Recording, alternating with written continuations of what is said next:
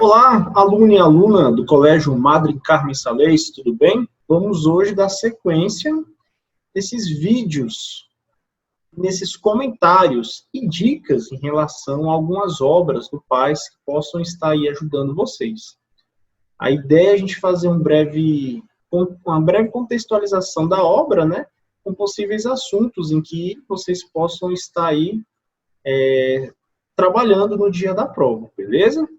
Então, vocês lembram aí de muitos temas que foram abordados no decorrer do ano passado, sobretudo no que corresponde às obras, né, de cada etapa, que corresponde à série que vocês estão, beleza? Vamos continuar aqui agora falando um pouquinho sobre as obras, né, da segunda etapa, pessoal aí da segunda série, que vai fazer a prova no dia 20/6. Então, o pessoal aí da segunda série, dando continuidade a esses nossos comentários das obras do Paz, vamos falar aí um pouquinho, né, sobre as obras de cunho filosófico e possíveis relações dessas obras com assuntos contemporâneos, tá bom? Então, nós temos aí o texto do Henri Tudorall, Desobediência Civil, desculpe pelo inglês, tá? Nós temos o texto do Kant, Pergunta sobre o que é esclarecimento. É um texto que ele já permanece aí na estrutura do Paz, passado algumas modificações das obras. Então, no texto da Desobediência Civil, você tem um questionamento do pensador em relação a leis que muitas vezes são caracterizadas como sendo injustas e que cabe ao ser humano, pelo uso da sua consciência livre de que essas leis são injustas, não obedecer. O texto também aborda algumas questões no que corresponde à estrutura do Estado como sendo uma estrutura muitas vezes morosa, burocrática, né, e que isso atrapalha muitas vezes as decisões que os indivíduos têm que tomar. Mas o texto também dialoga muitas vezes com a falta de consciência das pessoas em relação à noção de leis injustas, né? Então, ele questiona muito essa questão, onde as pessoas tornam-se obedientes e muitas vezes obedientes cegas em relação a leis injustas, beleza? Então, o pessoal aí que vai fazer a obra, que vai fazer a prova, essa obra, ela caiu na prova de 2019, tá? Então, se eu não me engano, tem algumas questõezinhas lá relacionadas a essa obra. Se você tiver curiosidade, entre lá no site do Sebrasp e também veja como eles estão cobrando as questões, né? Tem questões que exigem do aluno, de fato, a leitura integral do texto, o entendimento, mas tem questões, por exemplo, lá que ele faz uma relação desse texto com o texto do Kant, que são textos um pouco parecidos, né? Então, no texto do Kant, é um texto em que ele escreve questionando justamente algo um pouco parecido com o que o Tudorall fala, né? O Kant, no texto, uma pergunta sobre o que é esclarecimento, ele vai estabelecer a distinção entre o sujeito autônomo e aquele sujeito que não faz o uso da razão, que, na maioria das vezes, ele é sempre mediado por pessoas. E aí, lá no texto, vocês já viram que o Kant ele vai chamar essas pessoas que não fazem o uso da razão de uma maneira autônoma, né, de pessoas, de certa maneira, que estão sempre numa dependência. Enquanto o esclarecimento seria a pessoa que faz o uso livre da sua razão para que possa chegar a interpretações, conhecimentos, sem que haja sempre a necessidade de alguém ali mediando aquilo que você vai fazer. E isso dialoga muito com o período ali inserido em que o Kant está, né? O desenvolvimento do iluminismo, né? O século das luzes, tá bom? Então, é uma pergunta que nos remete justamente a essa questão.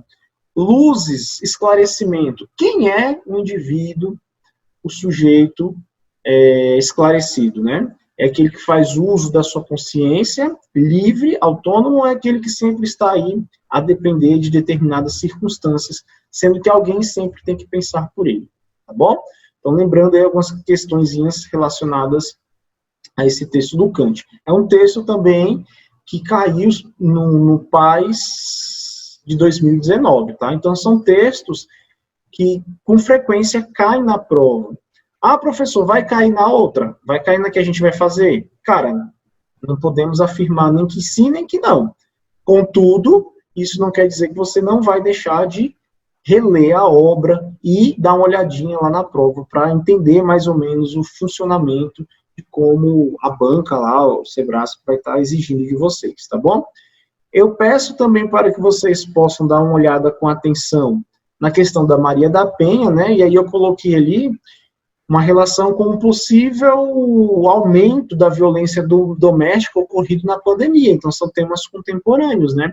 Então, de repente, a banca pode pegar uma reportagem que relata isso e, a partir disso, pedir para que você julgue um item, como, por exemplo, o entendimento de algo relacionado à lei, tá?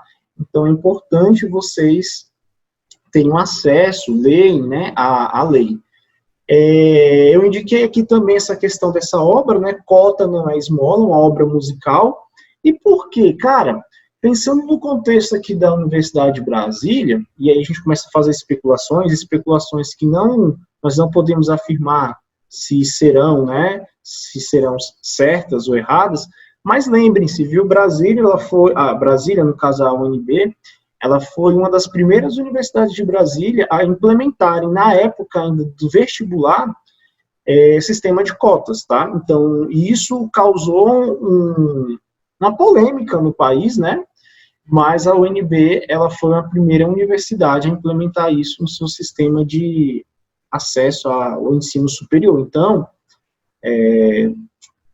vamos extrapolar, vamos pensar que, digamos que apareça um texto que relate isso, né, e faça uma referência com a obra da música, e a partir disso, é interessante você ter um contato com a obra da música, ver o que a cantora está dizendo, né, é uma provocação, na verdade, que ela faz em forma de música, beleza? E, por fim, eu indico aí que vocês possam dar uma lida, né, com atenção, nessa reportagem aqui, onde as cientistas não têm vez, né? Então, o texto ele já é bem provocativo e aborda, de certa maneira, aí, algo muito contemporâneo, né? O debate em relação à igualdade de gênero, tá bom? Então, é um texto curto e que aborda o número, né, insignificante de mulheres cientistas na academia, tá? Que se dedicam à pesquisa, não apenas ao ensino, tá bom? Não somente a professoras. Então, a universidade tem professoras, mas a universidade ela é formada por um tripé: ensino, pesquisa e extensão, tá? Então, a pesquisa é você estar constantemente tentando trazer inovações nas respectivas áreas. Então, esse texto ele aborda essa questão do baixo número de mulheres nas diferentes áreas, não, nas áreas sobretudo científicas, tá? Das tecnologias, o baixo número de mulheres. Então aí aborda e trabalha com o tema do gênero, beleza? Então essas são minhas considerações aí, pessoal, para quem for fazer a segunda etapa, tá bom? A galera que vai fazer a segunda etapa, esse ano já está na terceira série, né, por conta de tudo que aconteceu. Então, eu desejo a vocês aí boa prova e espero ter ajudado em algo aí na prova futura que vocês farão, certo?